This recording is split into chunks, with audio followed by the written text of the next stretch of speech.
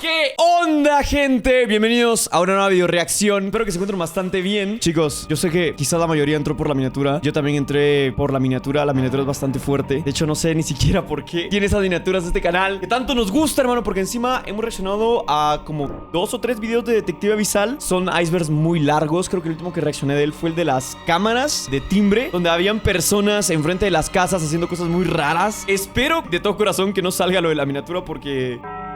¿sabes? Está muy fuerte. El video al cual vamos a reaccionar el día de hoy se titula El iceberg de las cosas más perturbadoras captadas en televisión en vivo. Todos los respectivos créditos van para Detective Abyssal. Si les gusta cómo está hecho el video, si les gusta cualquier cosa que tenga que ver con este video, suscríbanse a su canal. De hecho, yo ya estoy suscrito, ya iba a verlo, porque ya hace videos muy buenos, ¿vale? Nosotros reaccionamos a este, pero él sube como 20,000 más a la semana, así que pueden ir y apoyarlo también, ¿vale? Chicos, recuerden que tengo Instagram, @_Natalan. Por si quieren caerles, son más que bienvenidos. Agradecería mucho si van y me siguen en mi Instagram. Y también les dejo aquí mi Kick, ¿vale? Kick.com/Natalan. Estoy todos los días en directo y honestamente sería de mucha ayuda. Es gratis, no pasa nada, solo se meten a la página y ya. Yo estoy ahí en directo todos los días. Sin nada más que decir, ahora sí, comenzamos, gente.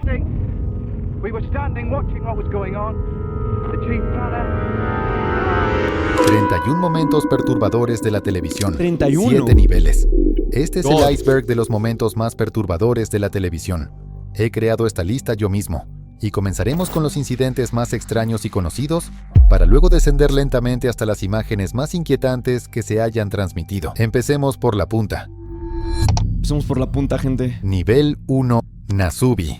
Nasubi. En 1998, Tomoaki Hamatsu aceptó Japonés. participar en un reality show japonés llamado ¿Es el que creo que es? ¿Es el típico de la miniatura esa del güey perturbado y ya saben, así todo como que cursiado? Creo que es ese. A Life in Prices, que se convertiría en uno de los experimentos televisivos más controvertidos, perturbadores y cuestionables desde el punto de vista ético. Tomoaki era un comediante en ascenso. Fue seleccionado mediante una audición abierta, y le hicieron creer que participaría en un desafío que no sería ampliamente transmitido, pero que podría abrirle puertas en su carrera. Lo llevaron a un pequeño apartamento vacío, despojado de su ropa y provisto únicamente de un bolígrafo. Ese está muy ojete, ese está muy culero. Postales en blanco y revistas. Su tarea era sobrevivir exclusivamente con los premios que ganara en sorteos de revistas hasta acumular 1 millón de yenes en ganancias, aproximadamente $10,000 estadounidenses. Fuck. Lo que él no sabía era que toda su experiencia estaba siendo filmada y transmitida a más de 15 millones de espectadores cada semana. Durante los siguientes 15 meses, vivió en un aislamiento total, sin ropa, con alimentos limitados y con un contacto humano mínimo. El público llegó a adorarlo. Su constante desnudez llevó a la cadena televisiva a censurar sus partes íntimas con una berenjena. Pues es que también, güey, el chabón ahí encerrado, ¿qué tanto se puede hacer, bro? ¿Qué tanto se puede hacer? Yo viviría como caballo, bro, a pura paja y agua. ¿Qué más hago? No tengo ni mis consolas, ni juegos de mesa, ni internet. Lo que llevó a que los japoneses lo apodaran Nasubi, que significa berenjena en japonés. Su lucha por sobrevivir era tanto fascinante como aterradora. Pasaba semanas sin comida adecuada, llegando a alimentarse con comida para perros y arroz crudo. Y sin importar cuánto lo intentara, nunca ganó ropa sustancial, por lo que permaneció desnudo durante toda la experiencia. Verga, El impacto psicológico de toda la situación fue A mí no me gusta estar desnudo, loco. Yo no... Hay gente que, por ejemplo, cuando están solos en sus casas, en boxer, en calzones. Yo jamás le vi la gracia a eso, güey. tan intenso que Nasubi sufrió numerosas crisis emocionales, llorando y gritando ante las cámaras, y al público le encantaba. De hecho, se volvió tan popular que los productores del programa tuvieron que trasladarlo entre diferentes ubicaciones para evitar que los fanáticos descubrieran su paradero y arruinaran el experimento. Esto lo vi con Alex PH, que en paz descanse, bro. Que Dios lo tenga en su santa gloria. Él hizo un video de esto, bro, cuando estaba vivo y me encantó. Pero el momento más perturbador del programa llegó cuando finalmente alcanzó su objetivo. Nasubi fue trasladado en avión a Corea y luego de regreso a Japón, donde, aún desnudo y desorientado, fue repentinamente revelado ante una audiencia en vivo. El impacto de esta revelación, junto con la comprensión de que millones de personas lo habían estado viendo sufrir todo ese tiempo, fue abrumador para él. Toda la experiencia dejó secuelas duraderas en su salud mental y física, incluyendo pérdida de cabello, dolores corporales e insomnio. Sin embargo, a pesar del trauma, Pobrecito. logró encontrar un propósito en ayudar a las víctimas del desastre de Fukushima en 2011 e incluso escalar el monte Everest. Siegfried Sí, es verdad. Un dato que no comentó él es que después de que terminó todo esto, él pasó meses acostumbrándose a usar ropa. O sea, él no estaba acostumbrado a usar ropa y luego como que le costó, güey. Como que ya no se sentía cómodo con la camisa, con el pantalón, con los calzones. Como que le quemaba o le cortaba. No le gustaba, bro. Así de extremo. and Roy. El 3 de octubre de 2003, durante una presentación habitual en The Mirage de Las Vegas, Roy Horn, del famoso dúo Siegfried and Roy, fue atacado por un tigre blanco de 400 libras llamado Mantacore, No frente a una mames. audiencia completamente llena. ¡Oh, Para la colmo, verga! esa noche era el cumpleaños número 59 de Roy. Llevaban años presentando su espectáculo, ¡Puta madre! ¡Quedó grabado! pero esa noche se desvió de la rutina habitual. Puso un micrófono frente a la boca de Mantacore y le pidió que saludara al público. Uy, no Pero el tigre no jodas. obedeció. En cambio, mordió la manga de Roy. Él reaccionó golpeando suavemente el hocico de Mantacore con el micrófono mientras le decía: no, no. Esto siempre había funcionado antes, pero esa noche, no. Cuando Roy intentó alejarse, Mantacore se lanzó sobre él, lo derribó y le mordió el cuello, arrastrándolo fuera del escenario ante la mirada atónita de 1,500 espectadores. No jodas. El equipo del espectáculo intervino de inmediato, usando extintores para obligar al tigre a soltarlo. El ataque dejó a Roy con heridas gravísimas, incluyendo una vena yugular desgarrada ¡Ay, la yugular! Por si no sabías, la vena yugular es la que más... Es una de las más importantes, si no es que la más importante, porque como que traslada mucha sangre, güey. O sea, si te corta la yugular, te desangras. Es como muerte 95% segura, güey. tráquea aplastada. También sufrió un derrame cerebral y durante la cirugía fue declarado clínicamente muerto por un breve periodo. Uf. Fue el peor incidente en toda su carrera, aunque los médicos lograron salvarle la vida. ¡A la Quedó madre! parcialmente paralizado del lado izquierdo Loco, qué locura. Y qué médicos tan buenos. y requirió una rehabilitación intensiva. Pero entonces comenzaron a surgir versiones contradictorias sobre lo ocurrido. El dúo no quería que toda su carrera terminara por este incidente, así que cambiaron la narrativa. Afirmaron que Mantacore no lo había atacado, sino que intentó ayudar a Roy al percibir que estaba sufriendo un derrame cerebral. Y Ok. casi lograron que el público creyera esa historia. Sin embargo, en 2019, un ex entrenador de animales del espectáculo salió a la luz, asegurando que la versión oficial era una mentira y un encubrimiento total. Según él, Roy había cometido errores críticos al manejar a Mantacore, lo que confundió al tigre y provocó el ataque. Pero al final, poco importaba la Que versión. también que se va a creer esa tremenda pendejada, güey. Que lo estaba ayudando, güey, por el derrame. ¿Eso qué? El incidente por sí solo era prueba suficiente de que algo había salido muy mal.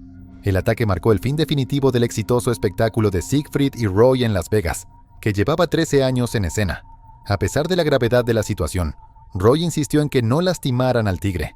Se dice que, justo después del ataque, sus primeras palabras fueron: no disparen al tigre. Su petición fue respetada. Mantacore no fue sacrificado y vivió una larga vida lejos de los magos alemanes. El colapso de Damar Hamlin en el campo. El 2 de enero de 2000. Ay, no, estos de deportes son los peores. Yo hace como 5 años me vi uno de Dross, donde era accidentes en fútbol o algo así. Y me acuerdo que vi uno de un cabrón que era futbolista y de repente, ¡pa! Que le había dado un paro, bro. 23. Los Buffalo Bills se enfrentaban a los Cincinnati Bengals en un partido de Monday Night Football. Alrededor de las 8:55 de la noche, el safety de los Bills, Damar Hamlin, realizó un tackle contra el receptor de los Bengals, T. Higgins. Pero lo que parecía una jugada normal tomó un giro perturbador e inesperado. Después del tackle, Hamlin se levantó brevemente, pero de repente se desplomó en el campo, inconsciente, y aparentemente sin respirar. El personal médico corrió de inmediato a atenderlo, realizándole RCP y utilizando un desfibrilador externo automático para restablecer su ritmo cardíaco, todo en pleno campo de juego. La situación fue tan impactante que el partido se suspendió de inmediato y luego fue pospuesto. Y quedó así, bro, Los en jugadores cámaras. de ambos equipos, visiblemente afectados, rompieron en llanto y se arrodillaron en oración por su compañero. Hamlin fue trasladado en ambulancia al ¿Murió al University of toque? Cincinnati Medical Center, donde fue ingresado en estado crítico. No. En los días siguientes, la comunidad deportiva y los fanáticos mostraron un apoyo masivo. Se recaudaron millones de dólares para la fundación benéfica de Hamlin, Mierda. demostrando el cariño y la solidaridad hacia él. Más tarde, Oye, yo después de ver eso o sea, me daría culo jugar, pues. O sea, no sé, loco, yo me daría culo, no podría continuar, güey. Sentiría que el siguiente soy yo. No sé, es lo que sentiría. se determinó que el colapso había sido causado por una rara condición llamada comotio cordis, que ocurre cuando un golpe en el pecho interrumpe el ritmo cardíaco y provoca un paro cardíaco. Pero lo más asombroso de la Hasta lo historia sentí, fue güey. su Siento como pesado respirar ahorita, güey. recuperación. En solo 9 días, Hamlin mostró una mejoría impresionante y en abril de 2023 recibió el alta médica para volver a jugar. No, man, Para yo no él regreso, no no había regreso. dudas, volvería al campo. Nada lo detendría. No regreso, Nivel lo 2. paso. El caso de un hijo desaparecido. El 25 de junio de 2014, Charles Bothwell, el cuarto, apareció en el programa de Nancy Grace para hablar sobre la desaparición de su hijo de 12 años, No. Charlie Bothwell el quinto, quien llevaba 11 días desaparecido. Pero, durante la entrevista en vivo, ocurrió un giro inesperado. Nancy Grace le informó a Charles que su hijo había sido encontrado con vida en el sótano de su propia casa en Detroit. ¿Qué? Charles quedó atónito. No podía creer lo que estaba escuchando. Aseguró que él, su esposa, el FBI y la policía de Detroit habían registrado el sótano varias veces sin encontrar rastro de Charlie. Simplemente no había manera de que hubiera estado ahí todo ese tiempo. Pero las autoridades tenían muchas preguntas. Cuando encontraron al niño, estaba escondido detrás de cajas y un gran tambor, en un área que parecía demasiado elaborada como para que él la hubiera construido solo. Además, en el lugar había ropa de cama, botellas de refresco y cajas de cereales, ¿Qué vergas? lo que sugería que había estado ahí por un buen tiempo. Pronto quedó claro que nada era lo que parecía. Mientras Charles intentaba construir una coartada en televisión, la verdad era mucho más oscura. ¿Qué vergas, güey? Qué loco este caso. Las investigaciones revelaron problemas graves en el hogar. Tanto Charles como su esposa, Monique Dillard Bothwell, Monique. fueron acusados de abuso infantil contra su propio hijo. En 2016, Charles Bothwell el cuarto se declaró culpable de abuso infantil en cuarto grado, Culerillos. admitiendo haber agredido brutalmente a su hijo. Fue sentenciado a 18 meses de libertad condicional, obligado a asistir a clases de control de la ira, y finalmente perdió la custodia de Charlie. Verga, pues qué bueno, ¿eh? Qué bueno, loco, pero quería verle la cara a las demás personas. ¿Qué le pasa? Hombre admite incendio intencional ante una cadena de televisión. En noviembre de 2014, un equipo de noticias local se apresuró a llegar a Rockville, Maryland, para cubrir un incendio en una vivienda. Un hombre se les acercó, dispuesto a hablar sobre lo que había presenciado. Todo transcurría como una entrevista normal, hasta que los periodistas le preguntaron qué creía que había causado el fuego. Sin dudarlo, el Dijo, pues fui yo. Así. hombre, que solo se identificó como Carlos, respondió con orgullo que había sido él. Nadie sabía cómo reaccionar. Un desconocido acababa de admitir, en vivo y en directo, haber cometido un crimen.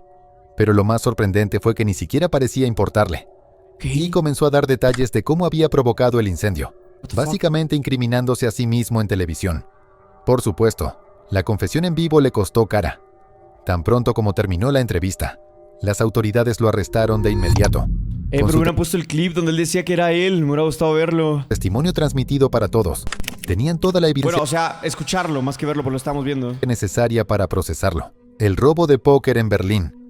El 6 de marzo de 2010, se celebraba el European Poker Tour en el Grand Hyatt Hotel de Berlín, Alemania. El pozo de premios superaba el €1.000.000. Una cantidad vergo. tentadora no solo para los jugadores, Mucha plata, sino también para otros. A las 2:30 de la tarde, 4 hombres enmascarados, armados con pistolas y un machete, irrumpieron en el recinto y se dirigieron directamente a la caja registradora. Exigieron el dinero, €1.000.000, o al menos todo lo que pudieran cargar. Pero cometieron el robo frente a unas 950 personas, entre jugadores y espectadores, lo que desató el pánico. Mesas volcadas, Verga. gente corriendo en todas direcciones, jugadores escondiéndose donde podían. Y no solo eso, todo estaba siendo captado por cámaras de vigilancia, cámaras de televisión en vivo y transmisiones por webcam. Periodistas y jugadores informaban al mundo en tiempo real a través de sus redes sociales, mientras intentaban protegerse del ataque. En cuestión de minutos, el torneo se convirtió en un caos absoluto. A pesar de la violencia del asalto, no se reportaron heridos graves, Verga, aunque igual. algunas personas sufrieron lesiones Llevar el Royal, bro. menores en la estampida. Uno de los guardias de seguridad logró arrebatarle a un ladrón una bolsa con una gran parte del botín, Mierda. pero la banda aún consiguió escapar con €242.000 en efectivo. Sin embargo, su libertad no duró mucho. Las grabaciones resultaron clave para la investigación. En pocos días, las autoridades alemanas identificaron a 4 sospechosos, después de que uno de ellos se entregara y delatara a sus cómplices sin dudar. Eso pasa cuando todo queda bien grabado, como nuestros videos. Dale like y suscríbete si estás de acuerdo. Puta madre, güey. Ya se habían salido con la suya, güey. $250,000 Lástima. O sea, no lástima, pues, pero casi le sale. Nivel 3. El show tributo a Chris Benoit.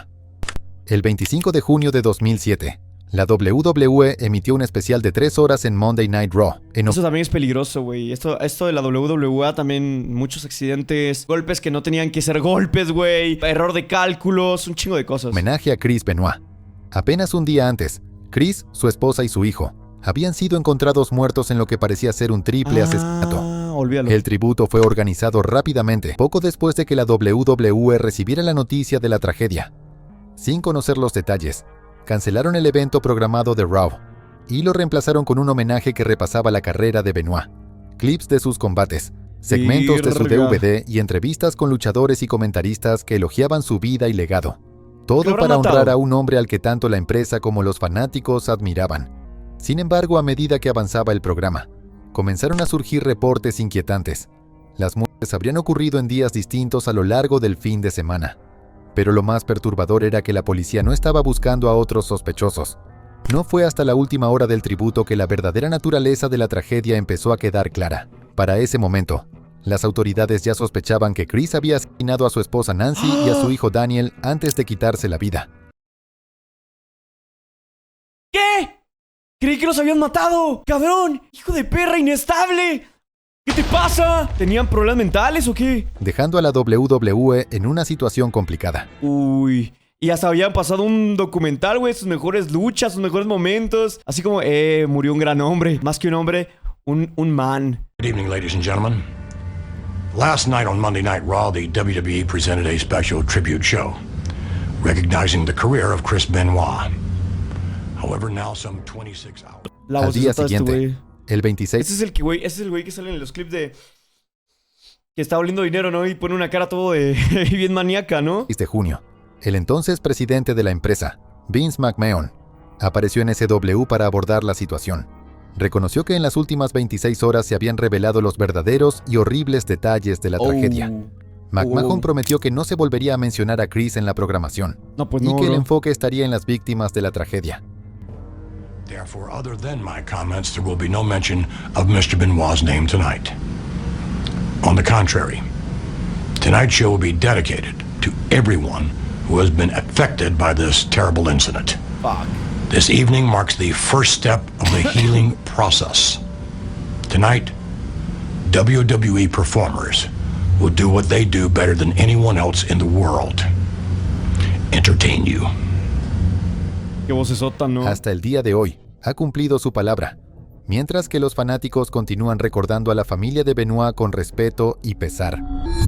La tragedia de Mónica Seles. Es que luego también, a ver, no estoy diciendo que así haya sido el caso, pero luego los luchadores y eso se meten un chingo de cosas, güey, para estar como que on point, ¿no? Con su cuerpo así como mamadillos y tal. Pero igual y eso, le alteró algo el cerebro al loco ese de mierda, pero no sé. El 30 de abril de 1993, durante un partido de cuartos de final en la Citizen Cup en Hamburgo, Alemania, Mónica Seles, quien en ese momento era la tenista número 1 del mundo, lideraba el marcador contra Magdalena Maleeva. Pero, de repente, un hombre saltó desde la multitud hacia la cancha y le clavó un cuchillo de 23 centímetros entre los omóplatos. La herida tenía aproximadamente 1,3 centímetros de profundidad, y por poco, no alcanzó su columna vertebral ni órganos vitales. El atacante, Gunther Parche, era un fan obsesionado de la rival de Mónica, Steffi Graf. Su motivo era simple y evidente. Quería incapacitar a Seles para que Graf pudiera recuperar el puesto número 1 del mundo. Aunque sus heridas físicas sanaron en pocas semanas, el trauma psicológico fue mucho más profundo. ¿Qué pedo con la gente, güey? ¿Qué pedo? Menos mal yo no seguí jugando tenis porque si no, bro, ese mundo está loco. Seles se alejó del tenis profesional por 2 años, luchando contra la depresión y un trastorno alimenticio. El ataque no solo interrumpió su carrera en su mejor momento, sino que también generó un debate sobre la seguridad de los jugadores en el tenis. La reacción de la comunidad tenística fue controvertida. Se propuso congelar su ranking mientras estaba fuera de competencia, pero la mayoría de los jugadores votó en contra, con solo una persona absteniéndose. Mónica regresó en 1995 y logró ganar el Abierto de Australia en 1996.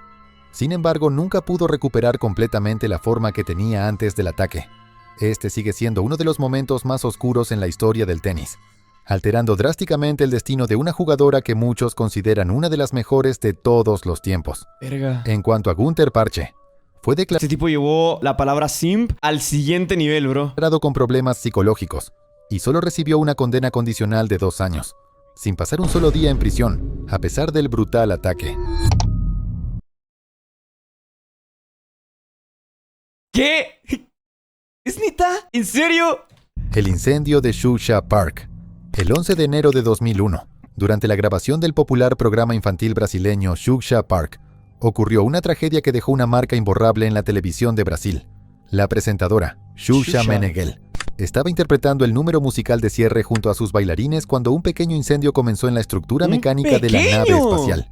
Un icónico decorado por donde la conductora solía entrar y salir del escenario. Al principio, nadie notó las llamas, pero en cuestión de minutos el fuego se descontroló y envolvió por completo el set. Puta, si empezó de la nada, bro, en 5 segundos ya era un mega incendio. En el estudio se encontraban unas 300 personas, en su mayoría niños, quienes tuvieron que ser evacuados de urgencia. Milagrosamente, no hubo víctimas fatales. Sin embargo, 26 personas resultaron heridas. Mierda. 7 de ellas en estado crítico, con lesiones que iban desde inhalación de humo hasta graves quemaduras. El horror del incendio quedó grabado en video, ya que las cámaras siguieron funcionando mientras el equipo técnico huía. Las impactantes imágenes fueron transmitidas en los noticieros brasileños, dejando al país en estado de shock al ver lo cerca que estuvo de convertirse en una tragedia mayor. La causa se atribuyó a un cortocircuito en la estructura de la nave espacial, pero lo más alarmante fue que la investigación reveló graves fallos de seguridad, salidas de emergencia bloqueadas y materiales altamente inflamables en el set. Xuxa salió ilesa físicamente, pero quedó profundamente afectada a nivel psicológico. Durante meses, visitó a los heridos en el hospital y se mantuvo en contacto con sus familias durante el proceso de recuperación. Sin embargo, el programa nunca volvió a emitirse. No. Inicialmente fue puesto en pausa, pero finalmente se canceló de manera definitiva. Además, 8 episodios que ya habían sido grabados jamás fueron transmitidos, como muestra de respeto a las víctimas. El último episodio de Xuxa Park se emitió el 6 de enero de 2001, solo unos días antes del incendio que puso fin al programa para siempre. El vuelo Verga, pues F, ¿no? Se veía que tenía mucho rating y tal. globo del padre Adelir de Carli. El 20 de abril de 2008, el sacerdote católico brasileño padre Adelir Antonio de Carli, de 41 años, despegó de Paranaguá a la 1 de la tarde, atado a una silla y sostenido por 1000 globos llenos de helio. De Carli intentaba romper el récord de vuelo más largo con globos de fiesta, amigo. un vuelo que duraría más de 19 horas, y además buscaba recaudar fondos para una parada espiritual para camioneros en Paranaguá. Apenas 3 meses antes, había completado un vuelo similar con globos, lo que demostraba que tenía la capacidad de hacerlo. Verga, pero igual, loco, en las alturas, en el mar, en el espacio, cualquier cosa puede pasar, ¿eh? Cualquier cosa. Equipado con equipo de supervivencia, incluyendo un paracaídas, dispositivo GPS, teléfono satelital y 5 días de provisiones en caso de emergencias, el sacerdote se lanzó al aire. Los medios de comunicación se entusiasmaron con el momento histórico que estaban a punto de presenciar. Míralo. Sin embargo, a pesar de su preparación y experiencia previa, De Carli comenzó a enfrentar dificultades casi de inmediato, cuando alcanzó una altitud de 5.800 metros. Loco, ahí, luego arriba ya no puede respirar, ¿eh? No hay tanto oxígeno. Casi el doble de la altura que había planeado. Luchó por utilizar su GPS y fue desviado de su ruta por vientos fuertes. Su última comunicación con las autoridades ocurrió a las 8:45 de la noche, cuando estaba aproximadamente a 30 millas de la costa. En ese último contacto, De Carli reportó estar sintiendo mucho frío, pero dijo que se encontraba bien y confiaba en llegar a su destino. Pero nunca lo logró. Se iniciaron esfuerzos de búsqueda y rescate por parte de la Marina y la Fuerza Aérea Brasileña, pero estos fueron suspendidos después de 9 días, cuando las posibilidades de encontrar al sacerdote con vida fueron consideradas muy remotas. No, amigo. Trágicamente, el 4 de julio de 2008, los restos de los globos rotos y la mitad inferior de un cuerpo humano fueron encontrados flotando en el océano, a unos 100 kilómetros de Macaé. Las pruebas de ADN confirmaron más tarde que los restos pertenecían al padre de Carli. Se lo comieron, güey. Me recuerda el caso este del chico estadounidense que estaba en una playa acá de México y que salvó a su amiga y que por salvarla se lo comió la fauna marina. Quien había perdido la vida en su intento. El vuelo ambicioso del sacerdote y su posterior desaparición capturaron la atención internacional, dejando a todos asombrados por su valentía y determinación. A pesar del trágico desenlace, El padre nunca perdió de vista su espíritu aventurero y su gran objetivo: inspirar a las personas. Incidente de Gary Plauch. Era el 16 de marzo de 1984, y en el aeropuerto metropolitano de Baton Rouge, Luisiana, la policía escoltaba a Jeffrey Doucette hasta su vuelo. Jeffrey era un instructor de karate de 25 años, conocido sobre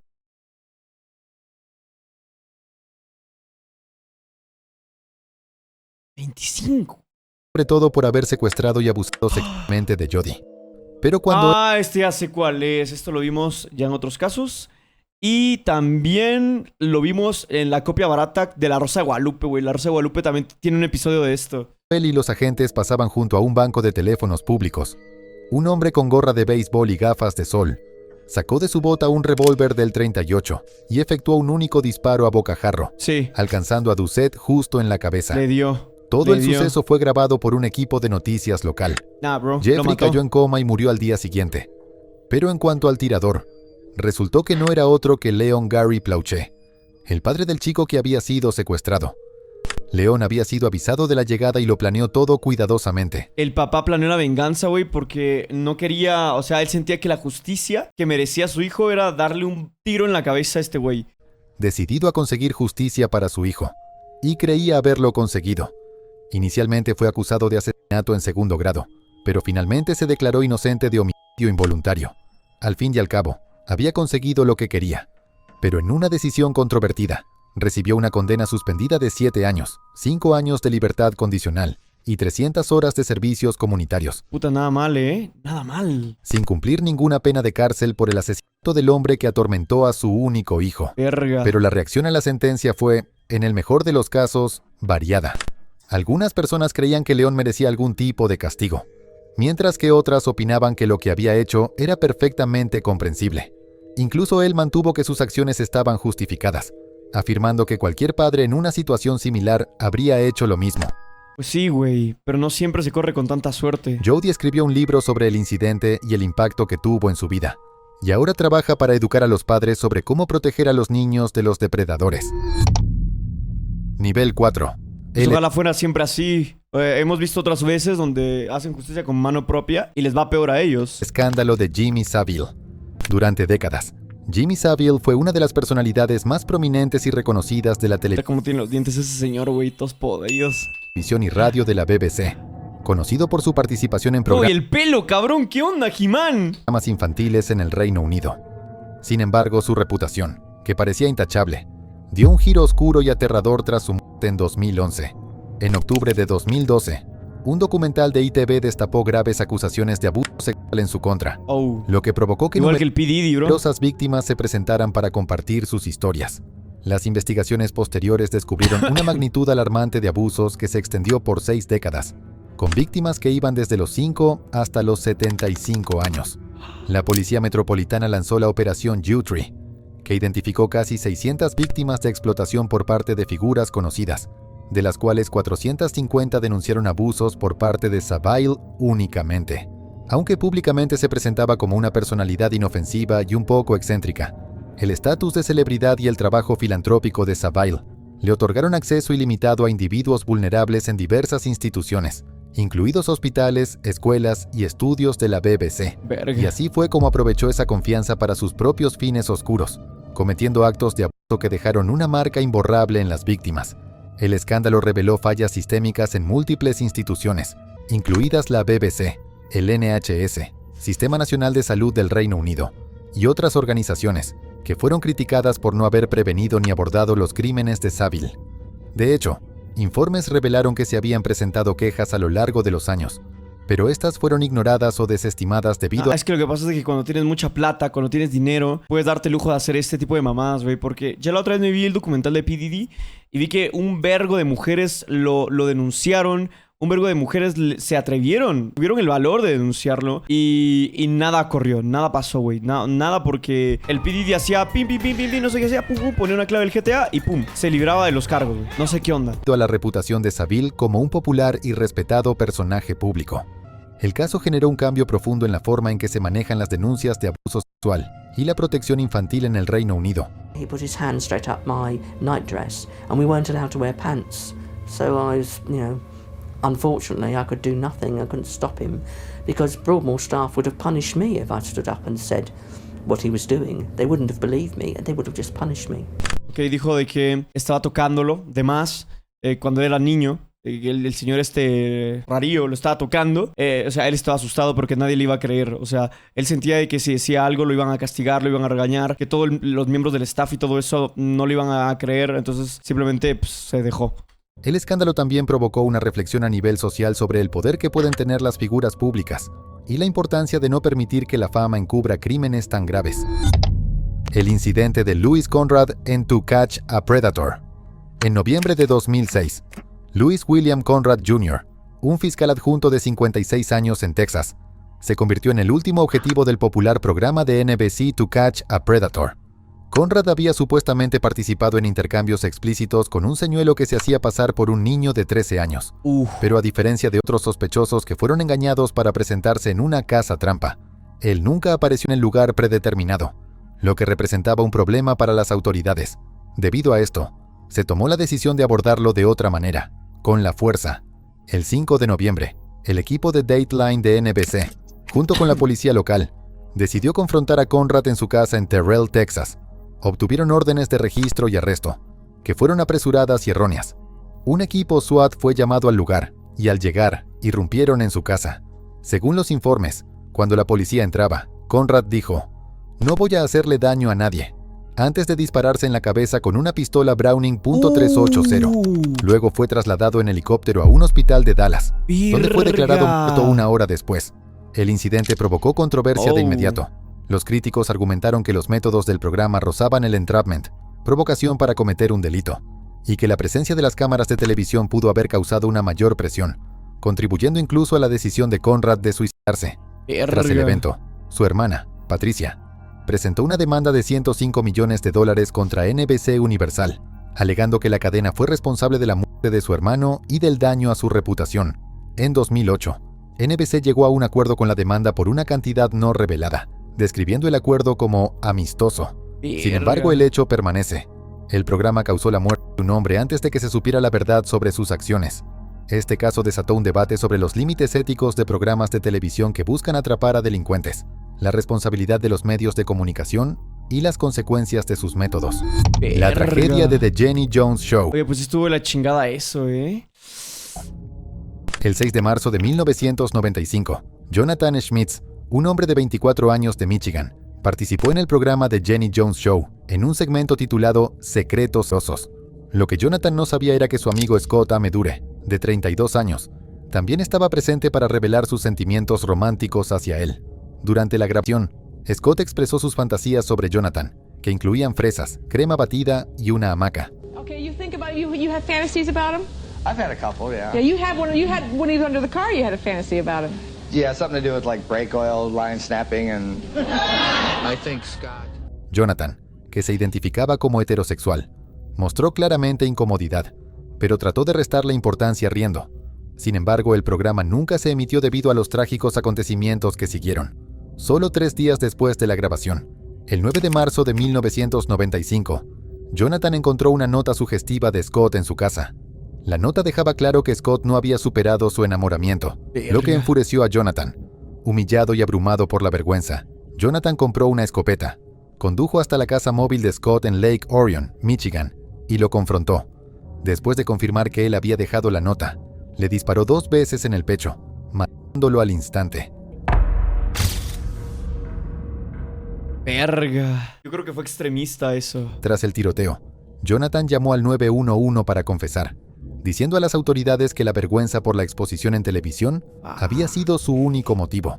No. Okay, why did you do that?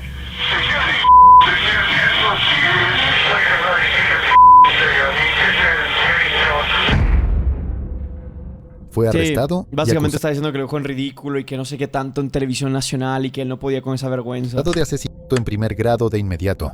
En el juicio, el equipo de defensa de Jonathan argumentó que sufría de trastorno bipolar y enfermedad de Graves, pero también recurrió a la controvertida defensa de pánico gay. Afirmaron que Jonathan perdió el control y mató a Scott porque éste le había hecho un avance no deseado, lo que lo convirtió, según ellos, en una víctima inocente. En 1996, fue condenado por asesinato en segundo grado Ok. y sentenciado a 25 a 50 años de prisión. Su condena fue inicialmente anulada en apelación, pero fue juzgado nuevamente y hallado culpable en 1999. Cumplió casi 22 años de prisión antes de ser liberado en libertad condicional en 2017. La familia de Scott demandó a The Jenny Jones Show por muerte injusta, inicialmente ganando un juicio de $25 millones. Sin embargo, como el programa no fue responsable de lo ocurrido después de la grabación, esta sentencia fue posteriormente anulada en apelación. Este caso desató un debate sobre la responsabilidad de los programas de televisión en la vida real de los participantes y los riesgos de exponer a las personas a situaciones emocionales extremas con fines de entretenimiento. Tragedia de Dimebag Darrell. El 8 de diciembre de Qué 2004, loco, ¿no? Qué loco eso, bro. el Alrosa Villa Nightclub en Columbus, Ohio, estaba lleno de gente esperando ver una actuación en vivo de Damageplan, una banda popular que contaba con el legendario guitarrista de Pantera, Dimebag Darrell Abbott. Mientras Damageplan comenzaba su set, Nathan Gale, un ex marín de 25 años, irrumpió en el ¿Qué edad? Puta madre, loco. Los estadounidenses todos se ven mayores, bro, mayores. Loco, wow. 25 años, irrumpió en el escenario armado con una pistola Beretta de 9 milímetros. Gale apuntó a Abbott, disparándole múltiples veces en la cabeza a quemarropa, matándolo instantáneamente. El ataque no terminó ahí. Gale continuó disparando contra otras personas en el lugar, matando a 3 personas más e hiriendo a varios otros en este ataque completamente injustificado. El tiroteo duró aproximadamente 5 minutos No, hasta es que el un oficial vergo, de bro. policía de Columbus, James Nick Meyer, llegó al lugar. Sin respaldo, Nick disparó un Measure. solo tiro con su escopeta de calibre 12, matando a Gale y deteniendo el ataque. El motivo detrás de las acciones sigue siendo incierto. Algunos especulan que pudo haber estado relacionado con la ruptura de Pantera o problemas de salud mental. Fuck, Ya yo creo que que es lo segundo. Se cree que Gale sufría de esquizofrenia paranoide. La tragedia conmocionó al mundo de la música, especialmente a la comunidad metalera. Miles asistieron al memorial público de Abbott, con Eddie Van Halen donando su famosa guitarra Bumblebee, para ser enterrada junto a Abbott.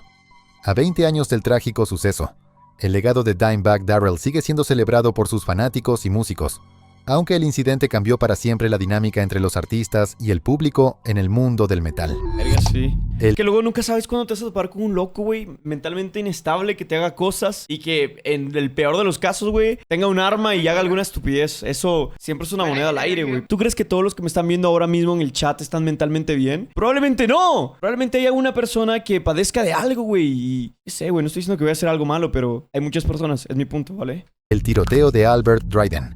En 1991, Albert Dryden, un ex obrero de acero, construyó un bungalow en su propiedad rural en County Durham, Inglaterra, sin obtener el permiso de planificación adecuado.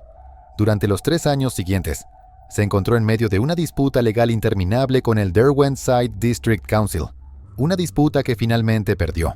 El 20 de junio de 1991, funcionarios del consejo, incluido el oficial de planificación Harry Collinson, llegaron a la propiedad de Dryden para hacer cumplir una orden de demolición.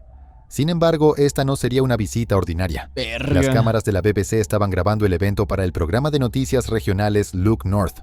Lo que los reporteros no sabían era que esto iba a convertirse en un evento mortal.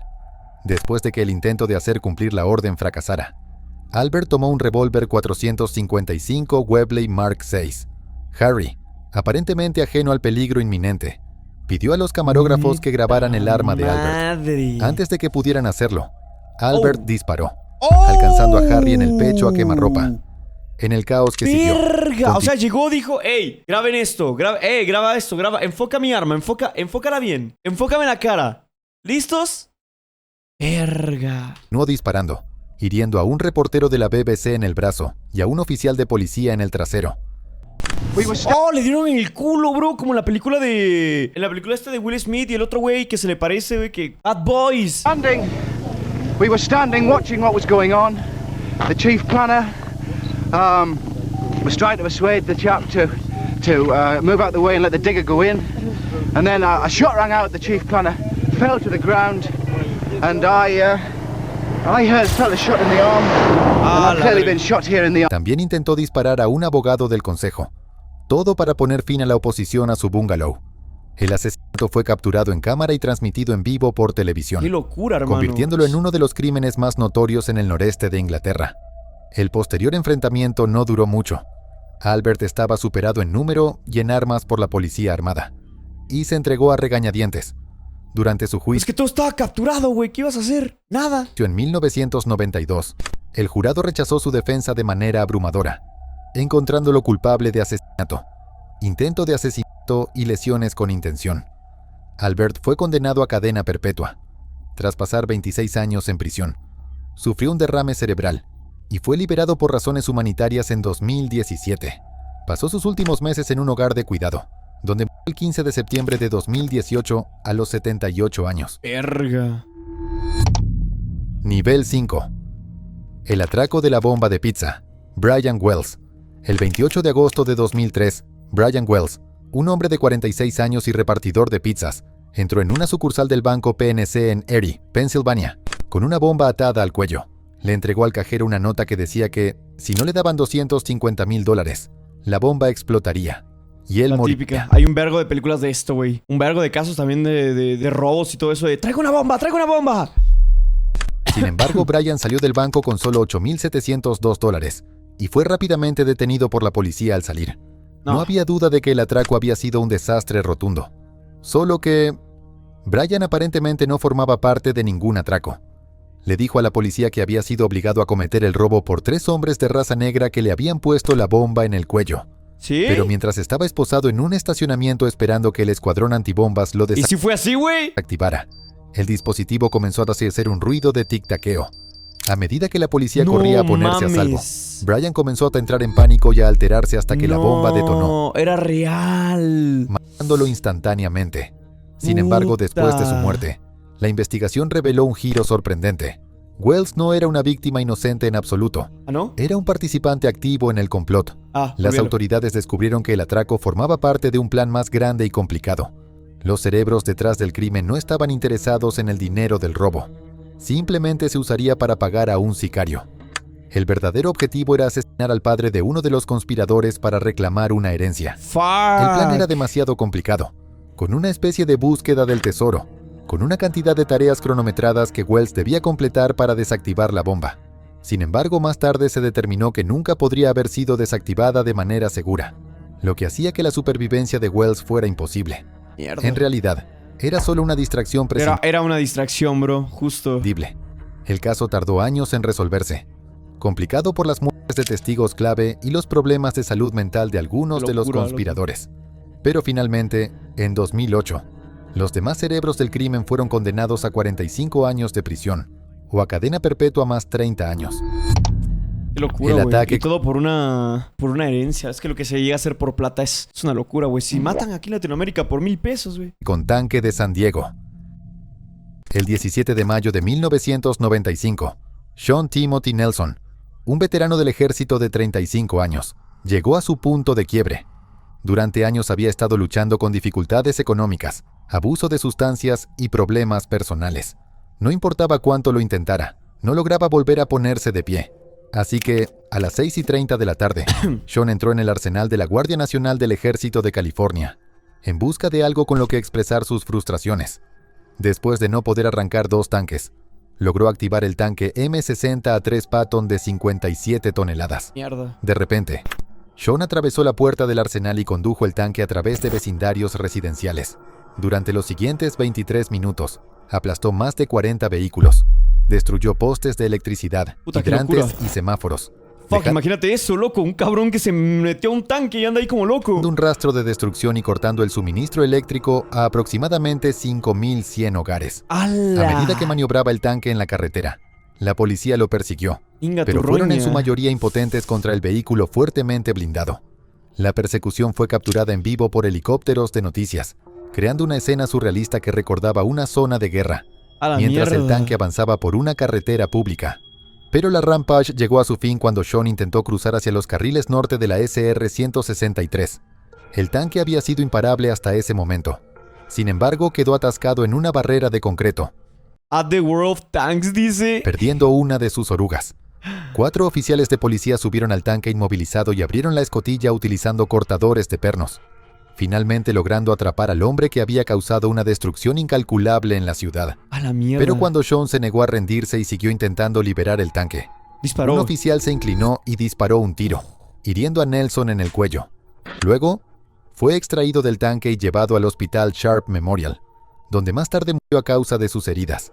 Curiosamente, a pesar de los extensos daños materiales, estimados en $149,201, equivalente a $289,855 en 2023. Sean ¡A la virga! La inflación está potente. fue la única víctima fatal del incidente, pero la ciudad tuvo que enfrentarse a la facilidad con la que un hombre totalmente desequilibrado pudo robar un tanque de un arsenal de los Estados Unidos. Hecho, qué locura, Qué locura. Asesinato de Lauren Giddings. El 30 de junio de 2011, se descubrió el torso de Lauren Teresa Giddings, una graduada de Derecho de 27 años, en un bote de basura fuera de su complejo de apartamentos en Macon, Georgia. Poco después, los restos faltantes fueron arrojados a un contenedor en el campus de la Universidad Mercer, donde había estudiado Derecho. Alguien tenía algo en contra de Lauren, pero la pregunta era, ¿quién? Y para llegar a ese extremo, loco, o sea, no cualquiera. El caso recibió una gran atención mediática. Y ¿Sabes su qué? vecino O sea, ¿sabes qué? Quito lo de no cualquiera, güey, porque luego hay hombres bien locos, hay hombres bien vengativos. ex compañero de clase, Stephen Mark McDaniel, Ok. descubrió ante las cámaras que los restos de Lauren habían sido encontrados. Okay. Was my neighbor. We're just trying to find out where she is at this point. I mean, no one has seen her since Saturday. Ah, pero espérate, este creo que lo había visto ya en otro caso. Ah, no me acuerdo. Sí, ¿verdad? Lo vimos, este sí lo vimos. I mean, the last time anyone heard from her was an email that she sent out, and no one's heard from her since. Pero su extraña calma preocupó a muchos, quienes empezaron a sospechar de él de inmediato. A medida que avanzaba la investigación, surgieron pruebas cruciales. La policía encontró una sierra de mano con rastros de sangre en el armario de mantenimiento del complejo de apartamentos. Ándale, lo vimos con el Jordi, güey. Ah, sí. Y en el apartamento de Stephen, descubrieron un embalaje de la misma sierra de mano. Que él había sido, ¿no? El mismo hijo de perra este que estaba hablando con el noticiero. Ese mismo hijo de perra había sido el que había perpetuado el ataque. Ropa interior robada de Lauren y llaves que le daban acceso tanto al cuarto de mantenimiento como al apartamento de la víctima. No había duda de que Stephen había sido el culpable. Pero, ¿cómo lo hizo? ¿Para qué le robó la ropa interior, bro? En las primeras horas de ese fatídico domingo, usó una llave maestra para entrar al apartamento de Lauren. Con una máscara y guantes, la estranguló hasta la muerte en su habitación. Al día siguiente, desmembró su cuerpo en el baño con una sierra de mano y esparció las partes por el campus que ambos compartían. Su motivo era simplemente que quería cometer el asesinato perfecto, eligiendo como víctima a la mujer que en su momento había rechazado sus avances románticos. El 2 de agosto de 2011, Stephen fue acusado de asesinato en primer grado y más tarde aceptó un acuerdo de culpabilidad. Putos hombres locos, güey. Putos hombres locos, ¿o no? Confesando el crimen a cambio de evitar la pena de muerte. Fue sentenciado a cadena perpetua con posibilidad de libertad condicional después de 30 años. A pesar de intensas búsquedas, el resto del cuerpo de Lauren nunca ha sido encontrado. Mierda. No, es que probablemente lo deshizo, güey. O sea, lo metió en ácido o algo así, una mamá así. De rehenes en Good Guys. Aproximadamente a la 1 de la tarde del 4 de abril de 1991, 4 hombres armados de origen asiático entraron en una tienda de electrónicos Good Guys en Sacramento, The Good California, Guys, los buenos chicos. tomando como rehenes a 41 empleados y clientes. Los secuestradores estaban armados con solo 3 pistolas y una escopeta, pero no querían dinero, electrónicos ni nada material. Lo único que querían era ganar notoriedad y expresar su frustración con sus vidas en Estados Unidos. A lo largo de las siguientes 8 horas, los secuestradores se enfrentaron a la policía, inmersos en negociaciones. Hicieron diversas demandas, entre ellas millones de dólares, chalecos antibalas, un helicóptero para llevarlos a Tailandia, e incluso raíces de ginseng de 1000 años de antigüedad. Todo esto mientras la crisis se transmitía en vivo por televisión.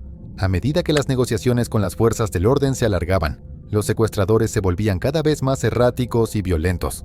Forzaron a los rehenes a jugar juegos mortales y comenzaron a disparar a las cámaras de seguridad. Hijos de perra, güey. Tenía un fetiche, güey, hacer eso. Esa mamada, ¿qué, güey? De ganar notoriedad y tal. O sea, tenían ganas de hacer eso. Simplemente estaban locos. La situación alcanzó un nuevo nivel cuando dispararon a 2 rehenes en las piernas, lo que llevó a las autoridades a planificar un asalto a gran escala. No había necesidad de eso. A las 9:51 p.m., después de que uno de los secuestradores comenzara a ejecutar a los rehenes atados, el Departamento de Aplicación Especial de la Oficina del Sheriff del Condado de Sacramento irrumpió en la tienda. En el caos que siguió, 3 rehenes y 3 de los 4 secuestradores murieron. No. El cuarto secuestrador fue capturado, y 14 rehenes adicionales resultaron heridos en el tumulto. Hasta el día de hoy, la crisis de rehenes de Good Guys sigue siendo la mayor operación de rescate de rehenes en la historia de Estados Unidos. Amigos, estaban Y locos. sirve como un caso de estudio para las agencias de la ley en el manejo de situaciones complejas de secuestros. El desastre del transbordador espacial Challenger. El 28 de enero de 1986, la NASA estaba lista para hacer historia una vez más. El transbordador espacial Challenger se dirigía al espacio, y por primera vez, la NASA enviaba a una civil, una maestra llamada Krista McAuliffe. La cobertura del lanzamiento fue más extensa que de costumbre, con personas de todo el mundo sintonizando para ver cómo se hacía historia. Pero a las 11:39 de Me suena, güey. No sé dónde lo vi. ¿Lo habré visto o me lo estoy imaginando? Me suena. la mañana, apenas 73 segundos después del despegue desde el Centro Espacial Kennedy en Florida, el transbordador explotó repentinamente, desintegrándose sobre el Océano Atlántico, resultando en la muerte de los 7 tripulantes a bordo. Lo que debería haber sido un día de alegría se convirtió en una tragedia implacable. La causa del desastre se rastreó hasta la falla de 2 juntas de goma O-rings, que sellaban una unión entre 2 segmentos inferiores del cohete sólido derecho. La temperatura inusualmente fría Este caso fue muy popular, ¿no? Lo había escuchado. Yo no me acuerdo dónde lo escuché, pero estoy casi seguro de que lo había escuchado. del día de lanzamiento, alrededor de menos 7 grados Celsius, había endurecido las juntas, reduciendo su capacidad para sellar adecuadamente. A medida que el Challenger ascendía, los gases calientes a presión dentro del cohete escaparon a través del sello dañado. Pronto, se formó una llama, que finalmente quemó la conexión que unía el cohete al tanque externo. Uy, a mí me da culo todo eso del espacio, güey. Si hay algo que odio yo, son 2 cosas. El mar y el espacio. Esas 2 cosas, güey, no me las ponen ni enfrente, güey. Me caga, o sea, lo detesto. A los 73 segundos de vuelo, el cohete derecho se separó completamente, lo que hizo que el transbordador se desviara de su curso. El cambio repentino en la trayectoria sometió al Challenger a fuerzas aerodinámicas que no estaba diseñado para soportar. Todo explotó en una bola de fuego. Mierda. Contrario a lo que se pensó inicialmente, la cabina de la tripulación permaneció intacta después de la ruptura. Continuó ascendiendo, alcanzando una altitud de aproximadamente 19 kilómetros antes de caer nuevamente hacia la Tierra. La cabina impactó la superficie del océano a unos 333 kilómetros por hora, matando instantáneamente a cualquier miembro de la tripulación que pudiera haber sobrevivido a la ruptura inicial. Verga, o sea que si no murieron en la primera detonada, murieron al caer, güey. El desastre del Challenger provocó una pausa de 32 meses en el programa del transbordador espacial y desató una revisión exhaustiva de la cultura de seguridad de la NASA y sus procesos de toma de decisiones. Nivel 6. La madre, güey. La desaparición de Lai Huili.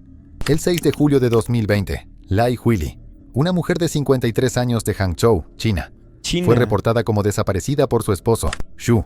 Desesperado, el hombre ofreció una recompensa de 100,000 yuanes por información sobre el paradero de su esposa y participó en ¿Será mucho 100 yuanes, güey? múltiples entrevistas televisivas, suplicando por ayuda A ver, veamos cuántos son. A la mierda, $13,752. ¿Y si fueran 10,000? $1,300. Y pues sí, ¿no? para encontrarla. La policía llevó a cabo una búsqueda exhaustiva, revisando más de 6,000 horas de grabaciones de cámaras de seguridad e interrogando a residentes de 379 hogares dentro del complejo residencial de la pareja. Sin embargo, a pesar de estos esfuerzos, no se encontraba rastro alguno de Lai saliendo del lugar. Al no tener más pistas, los investigadores tomaron la sombría decisión de drenar el tanque séptico de la comunidad. Dentro, encontraron restos de tejido humano. Y al realizar una prueba de ADN, descubrieron que correspondían directamente a Lai. Lo que inicialmente parecía una desaparición misteriosa pronto se transformó en un espantoso caso de asesinato. No jodas, güey. Siempre la misma cosa, loco. Siempre la misma porquería, loco. Y un hombre era más sospechoso que cualquier otro. El esposo. El 23 de julio de 2020, Xu fue arrestado. Confesó el asesinato casi de inmediato, pero los detalles que surgieron fueron espantosos. Según los fiscales, la noche del 4 de julio, Xu drogó la leche de Lai con pastillas para dormir. La asfixió con una almohada y luego desmembró su cuerpo en el baño. Descartó los restos arrojando algunas partes por el inodoro y tirando otras en la basura. El motivo del crimen estuvo relacionado con conflictos familiares persistentes, incluidos desacuerdos sobre la propiedad y la educación de su hija. El juicio de Xu comenzó el 14 de mayo de 2021, en el Tribunal Popular Intermedio de Hangzhou, donde enfrentó cargos por asesinato premeditado de su esposa. Finalmente fue condenado a muerte por su crimen y ejecutado en 2023. En China sí está esa mamada. En China te ejecutan, güey. O sea que si no les agrada lo que hiciste, güey, o sea, es muy fuerte, pues ¿para qué te quieren? Una vez vi en alguna parte, y la verdad es que no me acuerdo dónde, no me hagan mucho caso, pero estoy seguro que sí lo vi, que decía que en Latinoamérica debería de existir la pena de muerte, porque dice que es imposible llegar a un país bueno y limpio con tanta gente mala, güey, con tanta gente que no haga bien a la humanidad. Es lo que decían, güey. Yo no estoy diciendo que estoy de acuerdo con esto, ni en desacuerdo, simplemente lo comparto. Me pareció curioso y lo dijo, no me acuerdo dónde lo escuché, güey, pero estoy seguro de que el que lo dijo venía de un país desarrollado, güey, algo así, güey. El secuestro del autobús 174. El 12 de junio de 2000. Sandro Barbosa do Nascimento. Un hombre de 21 años sin hogar y con un pasado problemático. Mierda. Subió al autobús 174 en Río de Janeiro, Brasil. Todos los días, decenas de locales abordaban este mismo autobús para ir a trabajar en la ciudad. Pero hoy no llegarían al trabajo. Sandro sacó un arma y anunció que el autobús estaba siendo secuestrado. Un pasajero rápidamente alertó a la policía, lo que llevó a que el autobús fuera rodeado por las fuerzas del orden, equipos de medios y curiosos, todos queriendo ver cómo manejarían los policías la situación.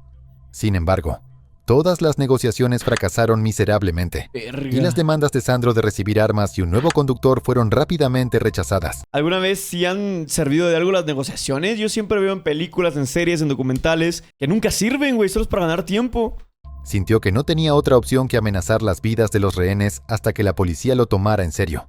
Para ese momento, las cadenas de noticias ya tenían todos los ángulos cubiertos, convirtiendo la cobertura en vivo del evento en una especie de película. Pasaron 4 horas antes de que el asedio llegara a su fin. Sandro ya no aguantaba más, decidiendo abandonar el autobús con un rehén para protegerse. Pero la policía estaba lista para terminar con esto de una vez por todas. Y lo tenían en todas partes. ¡Uf! Cuando intentaron intervenir, un oficial disparó accidentalmente, No. matando al rehén. Este error confundió lo suficiente a Sandro como para que fuera reducido, siendo empujado hacia el interior de un coche patrulla. Qué pendejo la policía, güey. ¿Cómo vas a disparar por equivocación, mierda? Y todavía el equivocado. Sandro no sobrevivió al incidente. Fue asfixiado por los oficiales en la parte trasera del vehículo.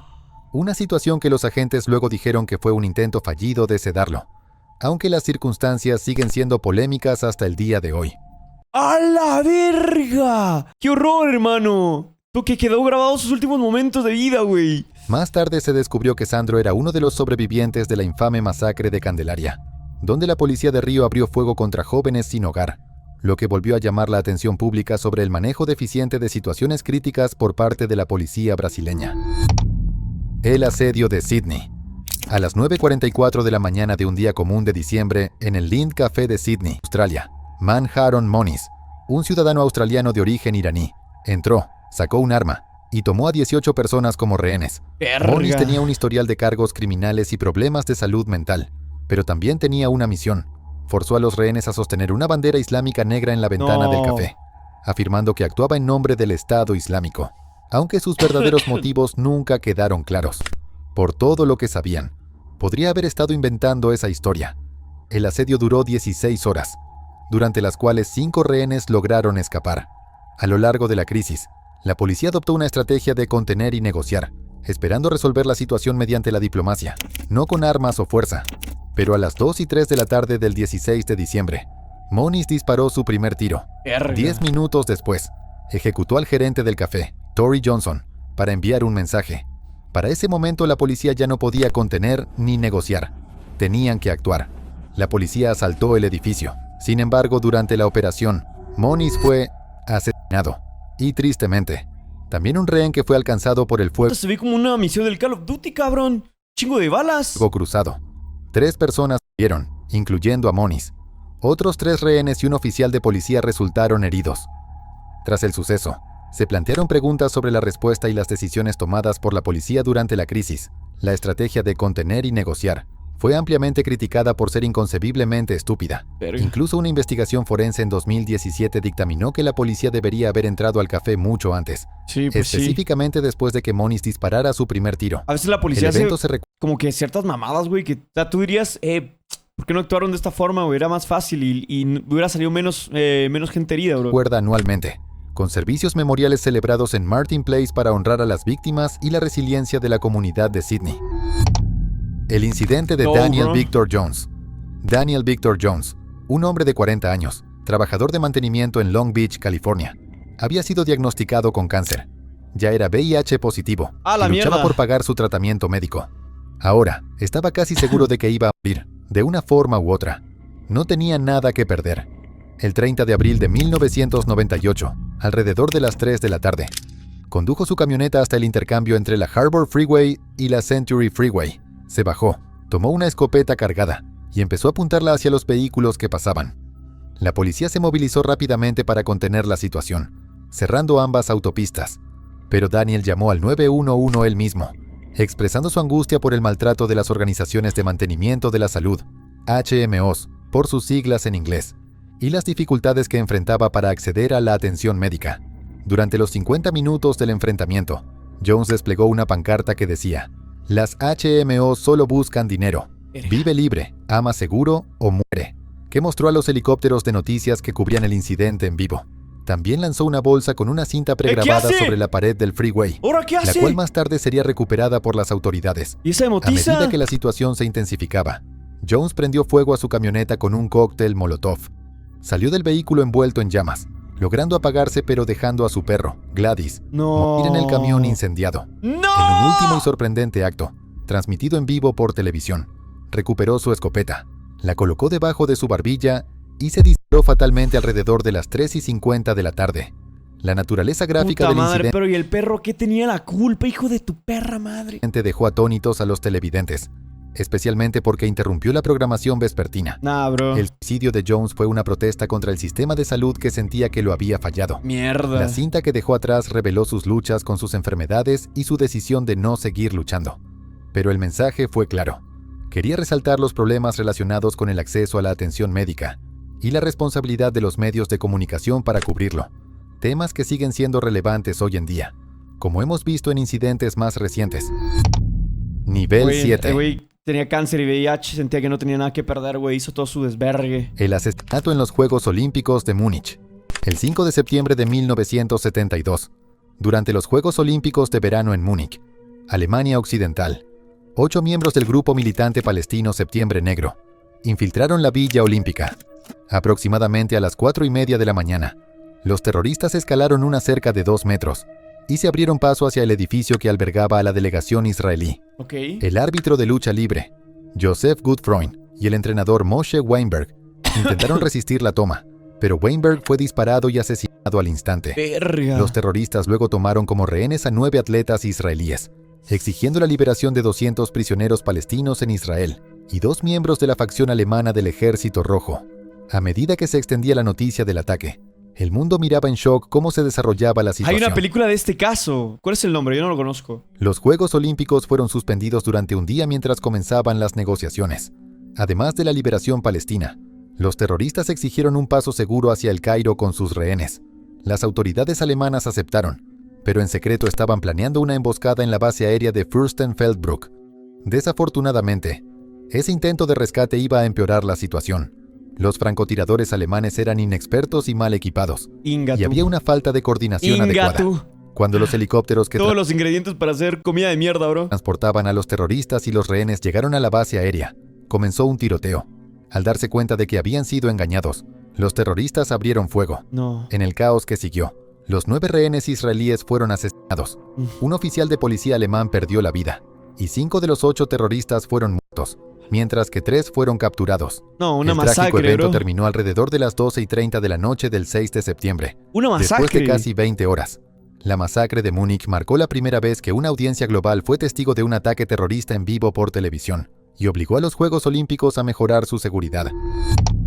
Tiroteo en el banco. Todo salió del carajo. ¿Cómo se tener a francotiradores novatos, güey, para atender este tipo de situaciones? De North Hollywood.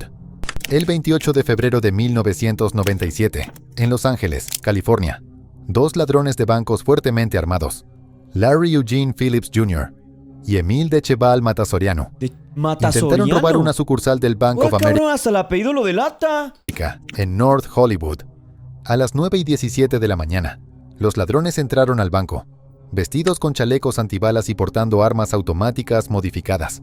Anunciaron su presencia disparando al techo para intimidar a los clientes y al personal. La típica, Y ¿no? se dirigieron a la caja fuerte, solo para descubrir mucho menos dinero del que esperaban.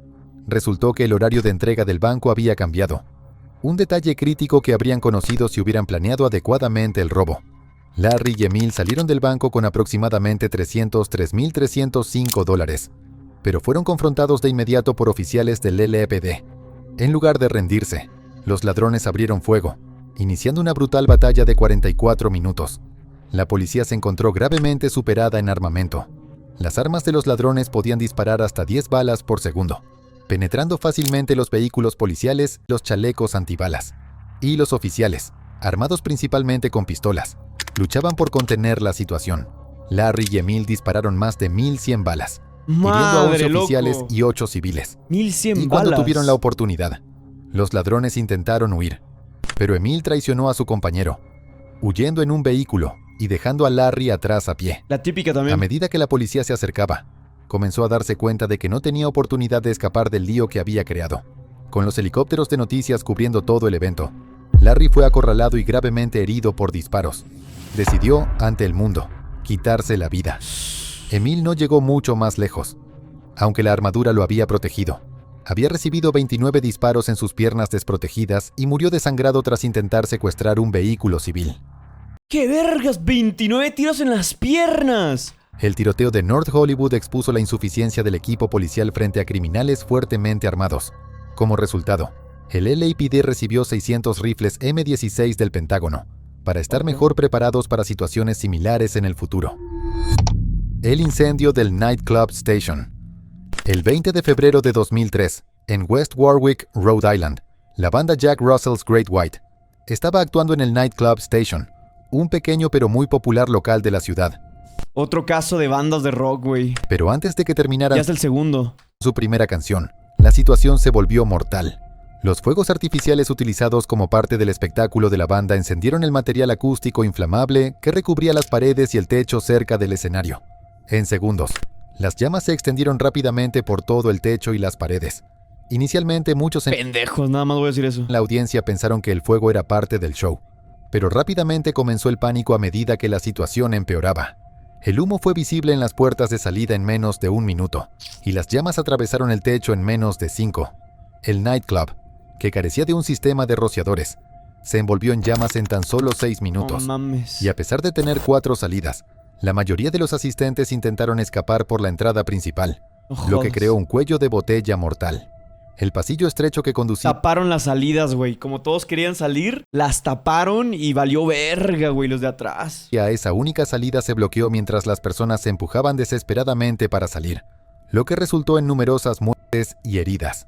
Curiosamente, un camarógrafo de una estación local de noticias estaba reportando sobre los protocolos de seguridad del club esa noche y capturó toda la tragedia. No jodas. Los el bomberos llegaron timing. rápidamente, pero la rápida propagación del fuego hizo que los esfuerzos de rescate fueran extremadamente desafiantes, y el colapso parcial del techo del edificio dificultó aún más cualquier intento de salvar a los involucrados. Sí, pues 100 sí. personas murieron, y otras 230 resultaron gravemente heridas. Murieron un Tras el incidente, vergo. las investigaciones revelaron múltiples factores que contribuyeron al alto número de víctimas. El uso de espuma inflamable, la falta de rociadores, el hacinamiento, con 462 personas apretujadas en un espacio autorizado para 404, Verga. salidas limitadas y mal diseñadas, y la falta de planificación en la respuesta de emergencia.